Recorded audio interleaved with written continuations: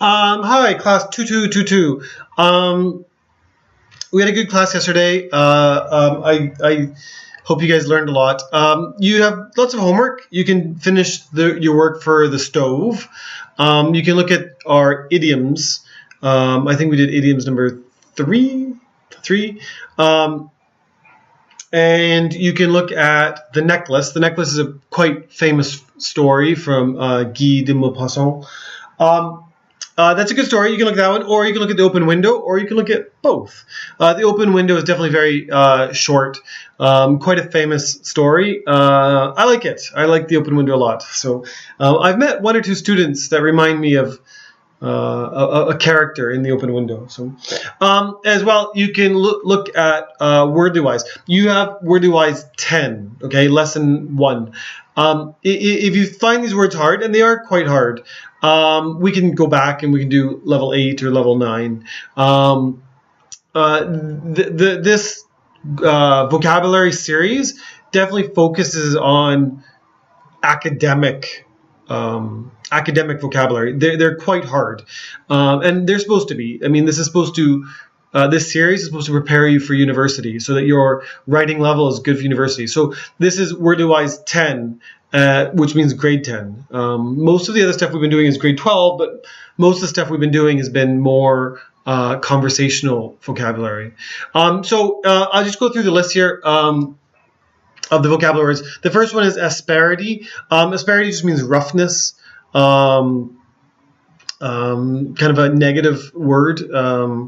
Any context you find it in. There's another word. It's not as common. It's a verb called asperge somebody. It just basically means mock somebody or yell or scream at somebody. The next word is bane. Bane is almost always used in a phrase where it says somebody was the bane of somebody else, okay? Or, my little brother was the bane of my existence. I think that's the example here they have here. The bane of something. It just means like the ruin, the wreck of something, the terrible part. It's the bad guy in the last Batman movie. If you watch the last Batman movie, the bad guy with the mask, Batman, like his name is Bane because of this, okay? Maybe that'll help you to remember. And anyways, there's baneful, but again, that's kind of a rare word. Buffoon. Buffoon is a good word. It's kind of someone who's clownish or dumb. So if you call someone a buffoon, it may means they're or both, dumb or clownish. Doleful. Doleful means sad. It's quite common, especially in Shakespeare language. A while ago, you'll even find lots of the word doleful in Dickens. Dickens often has sad characters and stuff like that. So you might find the word doleful. Extrovert and introvert is a great word. There's nothing wrong with that. If you know the Chinese wei xiang or nei xiang, extrovert is just someone who's talkative and makes friends easy. An introvert is someone who's shy and who would rather not be at the party, that kind of stuff. Garish. Garish means flashy, or someone who's, nowadays we say, likes bling bling. They like big jewelry, and they like, look at my ring, and this kind of stuff. We'll say their ring is very garish. Or someone with just tons of makeup, we'll say, their makeup is very garish. Or if you go to someone's apartment and they're just obviously showing off their wealth, we'll say their apartment is very garish. Okay, a hierarchy, this is a word I would hope you know. It just means that there's many, many levels, especially at work. But also sometimes we say society has a hierarchy. Imbue. Imbue, it just kind of means something is boiled into you. Kind of like it's in your nature. Yeah, imbued is a tough one. I'll try to think of more examples for imbued. Instigate. Instigate's a fancy word, just means start. It usually is quite negative, though, okay? So we'll say someone instigated a war or instigated a fight, or Kim Jong-un instigated something or other. A penchant. We always use a penchant with a penchant for. Somebody has a penchant for. It just means they really, really like it. You can use it positively, like someone has a penchant for drawing, I would guess more, though, that a penchant is usually for negative things, okay? So a penchant for alcohol, or a penchant for drugs or something like that, or abuse. That's probably more common, okay? Rambunctious. Rambunctious is a good word, very common to describe usually little boys. Full of energy, can't sit down, loves to break things, love to throw things, that kind of stuff. We'll say he's very rambunctious. You can say rambunctiousness, and it's about the longest word you're ever going to learn. It's quite long. This is a French word. The next one is repertoire. Repertoire, okay? So it's a little bit odd pronunciation.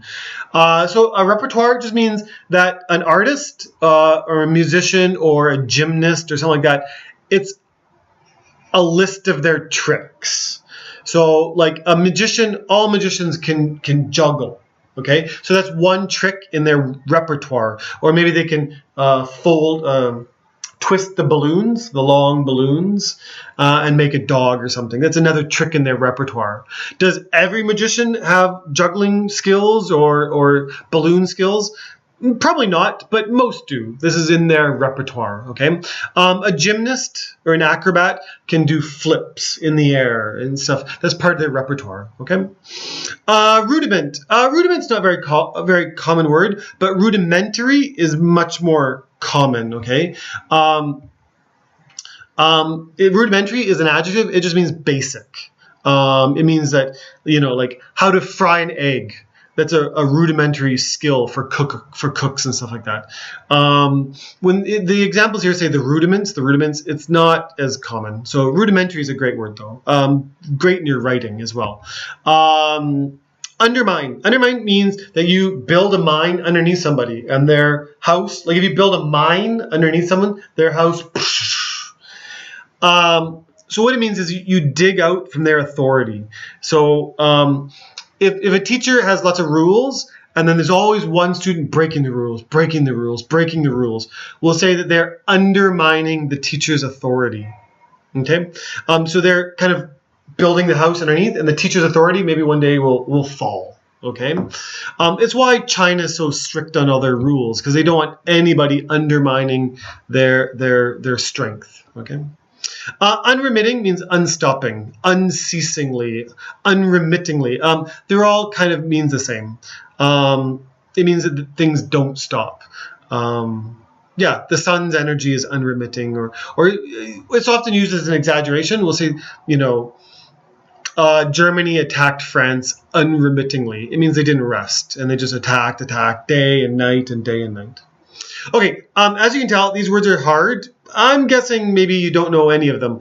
But go through the reading. Look at the reading, and if you really can't do the reading, we'll go backwards a few steps, okay? Take care, guys. Goodbye.